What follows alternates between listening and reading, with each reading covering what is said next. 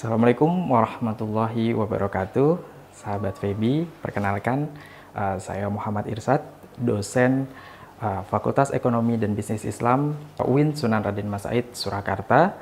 Pada kesempatan kali ini saya ingin sharing kepada teman-teman semua mengenai materi dasar-dasar ekonomi Islam. Nah, pada kesempatan kali ini itu adalah pertemuan pertama di mana saya akan menyampaikan pengantar ekonomi Islam.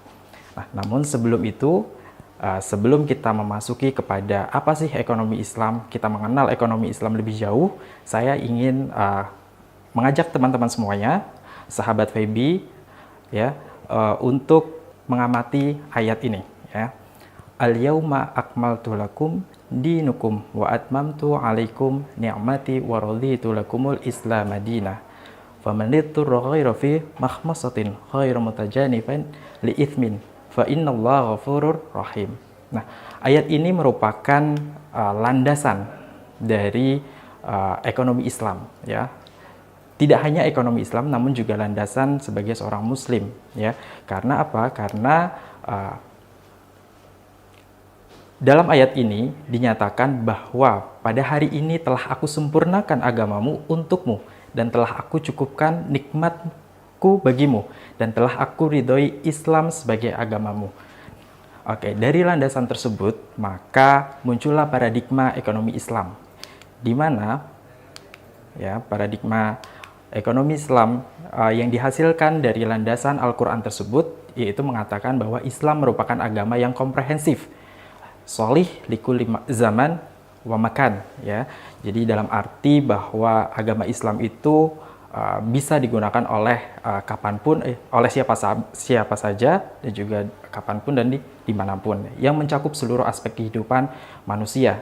Jadi termasuk juga di dalamnya adalah aspek ekonomi Islam.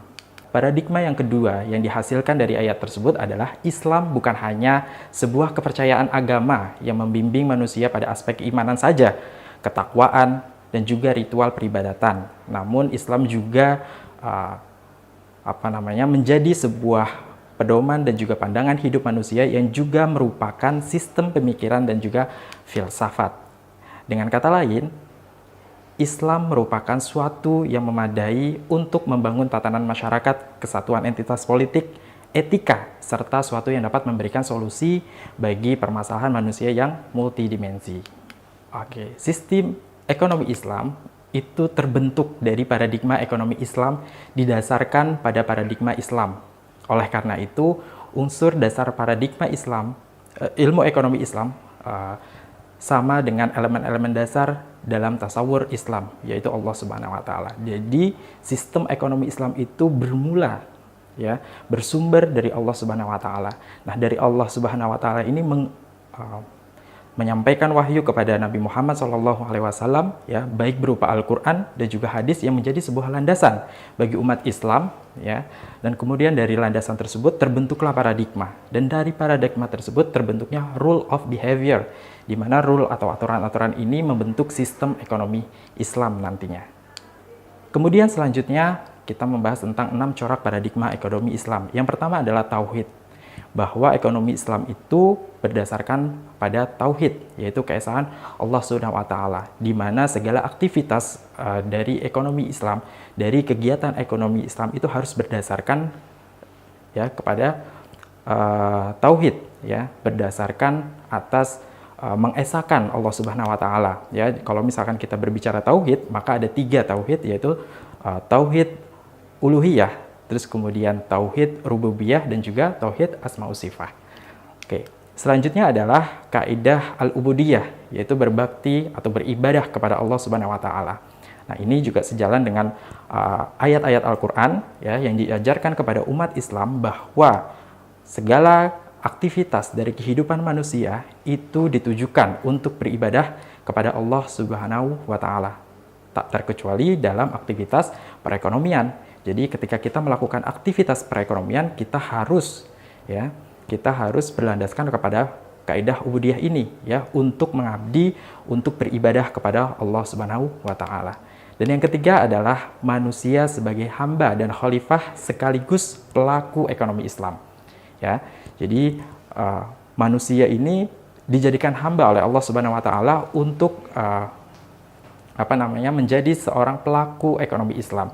Ya, di dalam Al-Qur'an dinyatakan wallahu ja'ala lakum khalaifu fil ard gitu. Jadi Allah itu menjadikan manusia sebagai khalifah di muka bumi untuk apa? Untuk mengatur ya, untuk memproduksi ya apapun yang berkaitan dengan alam ya, yang ada di alam gitu, untuk memenuhi kebutuhan hidup manusia. Dan yang keempat adalah mawarid al-tabi', yaitu sumber daya alam. Di mana sumber daya alam ini sebagai alat atau wasilah pembangunan ekonomi ya. Jadi alam itu bukanlah segalanya ya, bukan faktor produksi yang diagung-agungkan gitu. Namun adalah sebagai wasilah atau bagian dari wasilah pembangunan ekonomi Islam. Dan yang kelima adalah al-tawazun, yaitu keseimbangan ya, di mana di dalam ekonomi Islam itu memiliki paradigma keseimbangan ya. Jadi harus seimbang antara hal-hal yang berkaitan dengan dunia dan juga hal-hal yang berkaitan dengan akhirat ya. Jadi tidak hanya mementingkan kehidupan di dunia namun juga mementingkan kehidupan di akhirat. Makanya kenapa kalau misalkan kita berbicara ekonomi Islam, maka tujuan akhir dari pembelajaran ekonomi Islam atau kegiatan ekonomi Islam itu adalah falah ya, keberhasilan di dunia dan juga di akhirat. Untuk apa? Untuk mencapai keseimbangan tersebut. Jadi tidak hanya berhenti pada kebahagiaan di dunia, namun juga berhenti kepada kebahagiaan di akhirat gitu. Yang pada akhirnya, yang pada ujungnya kita akan mendapatkan keridhaan dari Allah Subhanahu wa taala atau mardhatillah. Nah, inilah pencapaian terakhir dari ekonomi Islam ya, yang menjadi sebuah paradigma dari ekonomi Islam, mencapai mardhatillah, yaitu keridhaan Allah Subhanahu wa taala. Inilah pencapaian tertinggi dari kegiatan ataupun aktivitas ekonomi Islam. Selanjutnya, teman-teman, kita masuk kepada pendekatan Islam dalam permasalahan ekonomi. Nah, apa sih masalah yang ada di ekonomi Islam? Tuh, sama sebenarnya ya, masalah-masalah yang terjadi di dalam ekonomi Islam itu sama seperti yang terjadi dalam ekonomi konvensional, di mana ya masalah-masalah dalam ekonomi Islam ya itu juga seperti ya kelangkaan ya, terus kebutuhan manusia yang tidak terbatas dan juga sumber daya alam yang terbatas itu juga sama ya. Jadi masalah dari ekonomi Islam itu sama. Namun bagaimana pendekatan Islam gitu dalam melihat permasalahan-permasalahan ekonomi ini? Yang pertama adalah pendekatan induksi. Ya, pendekatan induksi dimaksudkan adalah metode berpikir yang menerapkan hal-hal khusus terlebih dahulu yang kemudian dihubungkan dengan hal-hal yang umum. Ya, jadi dari khusus kemudian ke umum. Nah, seperti ini contohnya. Ya, kita lihat ya di kanan saya. Jadi dari masalah, ketika misalkan datang masalah, maka yang dicari kemudian adalah mencari fakta dari masalah tersebut. Ya, dan juga mencari nas khusus. Jadi yang dicari adalah nas khususnya langsung yang berkaitan dengan masalah tersebut. Maka dihasilkan adalah menarik hukum syariat. Jadi ketika misalkan sudah ditemukannya nas gitu, maka kita bisa menarik hukum syariatnya ya. Nah, jadi dalam pendekatan induksi ini itu adalah bersifat konfirmasi ya. Berbeda dengan pendekatan deduksi, di mana pada pendekatan deduksi merupakan metode berpikir yang menerapkan hal-hal umum terlebih dahulu yang kemudian dihubungkan ke dalam bagian yang khusus. Ini kebalikan dari metode atau pendekatan induksi tadi ya. Dari umum dulu terus kemudian ke khusus ya. Di mana ketika terjadi masalah, maka yang selanjutnya dilakukan di dalam pendekatan deduksi ini adalah mencari ilat atau persamaan hukum. Ya. Ketika misalkan sudah ditemukan, maka mencari nas umumnya, bukan nas khususnya, tapi nas umumnya yang sesuai dengan permasalahan yang sedang diteliti. Ya. Nah, kalau misalkan di dalam usul fikih, kita belajar yang namanya qiyas. Nah, persis sama ya, persis sama dengan apa yang kita pelajari di dalam qiyas. Nah, terus kemudian dari mencari nas umum ya, yang sesuai dengan permasalahan ya. Terus kemudian ada persamaan ilatnya, maka dihasilkanlah hukum syariat. Nah, dalam konteks ini, dalam pendekatan deduksi ini, ya, maka pendekatan deduksi ini dimaksudkan untuk pembentukan hukum atau untuk menghasilkan hukum, berbeda dengan pendekatan induksi tadi yang bersifat untuk konfirmasi, untuk menarik sebuah hukum, ya. Nah, inilah perbedaan dari pendekatan ekonomi Islam dalam sebuah permasalahan ekonomi, ya. Selanjutnya adalah definisi. Kita masuk ke dalam definisi, konsep, dan ruang lingkup ekonomi Islam. Kita masuk kepada definisi, ya. Oke, yang pertama adalah definisi dari Muhammad Abdul Manan dalam Islamic Economic, ya, di dalam teori and practice, ya. Dinyatakan bahwa Islamic Economic is a social science which study the economic problem of a people imbued with the value of Islam. Jadi di sini yang saya garis bawahi adalah di mana ekonomi Islam itu adalah pengetahuan sosial yang mempelajari permasalahan-permasalahan ekonomi manusia yang didasari oleh nilai-nilai Islam. Penting ya. Jadi permasalahan Islam yang didasari atau studi permasalahan ekonomi yang didasari dengan nilai-nilai Islam. Berikutnya adalah pengertian dari Muhammad Najatullah Al-Siddiq, ya, dalam Muslim Economic Thinking. Menurut beliau, Islamic Economic adalah Muslim thinker response to the economic challenge. Ya, jadi ini adalah sebuah respon dari pemikir Muslim terhadap tantangan-tantangan ekonomi of their time, gitu, pada masanya. Ya. Kemudian menurut Akram Khan dalam Islamic Economic Nature and Need, di mana beliau menyatakan bahwa Islamic Economic aim at the study of human falah achieved by organizing and resources of earth, gitu. Jadi mempelajari human falah, gitu. Apa artinya? Artinya adalah kesejahteraan manusia yang dapat dipenuhi dengan mengorganisasikan atau mengatur sumber daya alam, ya. Kemudian pada pengertian Umer Chapra dalam Future of Economic and Islamic Perspective, bahwa Islamic Economic dapat didefinisikan sebagai that branch of knowledge atau cabang keilmuan which help realize human well-being through as allocation and distribution and source and scarce resource, ya, Jadi bahwa Islamic Economic ini dapat membantu merealize human well-being, ya. Di mana menurut beliau Islamic Economic didefinisikan sebagai cabang keilmuan yang membantu manusia untuk merealize kesejahteraan, ya, dengan mengalokasikan dan juga mendistribusikan keterbatasan sumber daya. Terus kemudian kita masuk ke dalam konsep dan juga ruang lingkup ekonomi Islam. Secara umum, ya, seperti yang tadi sebelumnya saya sampaikan, bahwa ruang lingkup ekonomi Islam atau konsep dan juga ruang lingkup ekonomi Islam itu bersumber, ya, berdasarkan Al-Quran dan juga hadis, ya, di mana dari landasan ini Al-Quran dan hadis itu terbentuklah akidah, ya, kemudian juga syariah, ya, aturan-aturan, ya, yang nantinya menjadi aturan main di dalam ekonomi Islam, dan yang kemudian akhlak atau moralitas, ya. Jadi Islam itu menekankan kepada tiga ini, ya. Pertama akidah yang berazaskan ketuhanan, yang kedua adalah syariah, ya, hukum-hukum, ya, aturan-aturan mainnya. Terus yang ketiga adalah akhlak, moralitas, ya, etika dan lain sebagainya.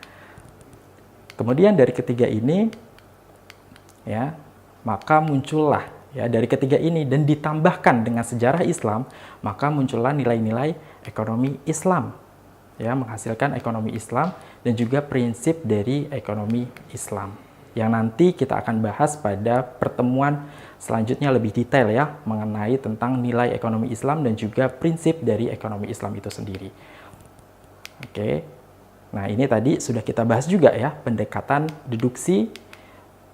Nah, terus kemudian fakta realitas ekonomi, ya, kita bisa lihat di sini. Terus kemudian pendekatan induksi, di mana dari pendekatan induksi, ruang lingkup dari pendekatan ini adalah produksi, terus kemudian konsumsi, dan juga yang terakhir adalah distribusi. Ya, jadi ruang lingkup ekonomi Islam juga sama dengan ruang lingkup yang ada pada ekonomi konvensional, yaitu membahas tentang masalah-masalah ekonomi mikro dan juga ekonomi makro yang didasari atas nilai-nilai keislaman dan juga prinsip-prinsip keislaman. Ya. Nah, terus kemudian kita masuk ke dalam fondasi dan juga pilar ekonomi Islam. Ya, di mana pilar dari ekonomi Islam, pondasi dari ekonomi Islam itu seperti tadi yang saya sampaikan, bahwa pondasi utama dari ekonomi Islam adalah akidah, yaitu ketuhanan, keyakinan, keimanan, ya. Itu adalah pondasi utamanya. Kemudian adalah syariah atau Islamic law, ya, hukum Islam, ya. Dan ditambah dengan akhlak, moralitas, etika, ya. Terus kemudian adalah selanjutnya ukhuwah, ya, di mana dalam kegiatan ekonomi Islam itu tidak hanya untuk memperkaya diri sendiri, namun juga untuk memperkaya atau mensejahterakan individu lainnya. Jadi tidak hanya berfokus kepada kesejahteraan pribadi, namun juga kesejahteraan publik. Itulah pondasi utama dalam ekonomi Islam. Nah, terus kemudian pilar yang dihasilkan dari paradigma ekonomi Islam adalah ada 3, ya. Yang pertama adalah keadilan, di mana di dalam pilar keadilan ini, ya, Islam menitik beratkan kepada yang pertama adalah tidak adanya riba, ya. Kedua, tidak adanya maisir. Ketiga, tidak adanya gharar. Yang keempat, tidak adanya zulm, ya, atau kezaliman. Yang kelima adalah tidak adanya keharaman, ya. Jadi inilah prinsip atau pilar ekonomi Islam, ya, pilar ekonomi Islam di keadilan ini, ya, yang nantinya kita akan bahas pada pertemuan berikutnya. Terus kemudian pilar yang kedua adalah keseimbangan, di mana keseimbangan ini nanti kita akan membahas tentang real dan juga finansial, ya. Jadi sektor real dan juga sektor finansial, kita harus seimbang gitu antara sektor real dengan sektor finansial. Terus kita juga harus seimbang antara resiko dan juga return, ya. Kita juga harus seimbang antara eksplorasi dan konservasi. Kita juga harus seimbang dalam bisnis dan juga sosial. Dan juga kita harus seimbang antara material dan juga spiritual. Nah, itulah pilar yang kedua dalam ekonomi Islam. Selanjutnya adalah pilar yang ketiga, yaitu pilar kemaslahatan, ya. Di mana dalam pilar kemaslahatan ini juga ada 5 poin. Yang pertama adalah iman dan juga takwa. Yang kedua adalah regenerasi. Yang ketiga adalah jiwa. Yang keempat adalah harta. Dan yang terakhir adalah akal, ya. Jadi pilar kemaslahatan inilah yang sering kita sebut daruriyatul khams, ya. Jadi ketika kita melakukan aktivitas ekonomi, kita harus berlandaskan kepada ini, ya. Kita harus menyelamatkan atau menjaga 5 poin ini, ya. Kita harus menjaga 5 poin ini. Oke. Berikutnya adalah yang terakhir gitu. Ketika kita sudah membangun pondasi, terus kita sudah mendirikan pilar-pilarnya gitu, maka kita bisa membangun gentengnya, ya, atapnya. Atapnya apa? Yaitu falah, mencapai falah, yaitu kesuksesan dunia dan juga akhirat. Nanti pada pucuknya, ya, kita akan mencapai pada titik mardotillah, ya, yang di sini tidak saya sebutkan, ya, tidak saya bahas, ya, karena rata-rata ketika kita membahas ekonomi Islam, maka para pemikir ekonomi Islam terdahulu hanya sampai kepada falah. Oke. Berikutnya adalah tujuan dari ekonomi Islam. Tadi kita sudah menyebutkan, ya, adanya maslahah di sana, terus kemudian adanya falah. Nah, maslahah ini dimaksudkan adalah kesejahteraan yang berpegang pada norma moral, ya. Jadi untuk mencapai sebuah kemaslahatan, kita harus mensejahterakan kesejahteraan, harus berpegang kepada kesejahteraan yang berpegang pada norma moral. Yang kedua adalah untuk mencapai kemaslahatan, ya, kemaslahatan umat, ya, kita harus berpegang kepada persaudaraan dan juga keadilan. Ya, yang ketiga adalah kesetaraan distribusi pendapatan. Jadi tidak boleh, ya. Jadi supaya apa? Supaya tidak ada kekayaan yang menumpuk pada satu orang saja atau pada satu kelompok saja. Jadi distribusi pendapatan itu harus merata, ya, didistribusikan. Kemudian adalah yang keempat, yaitu kebebasan individu dalam konteks kesejahteraan sosial. Nah, demikian materi pengenalan dari ekonomi Islam yang nantinya kita selanjutnya akan membahas lebih lanjut, lebih rinci, ya, masing-masing poinnya pada pertemuan berikutnya. Terima kasih dari saya. Kurang lebihnya mohon maaf. Bila taufik wal hidayah. Assalamualaikum warahmatullahi wabarakatuh.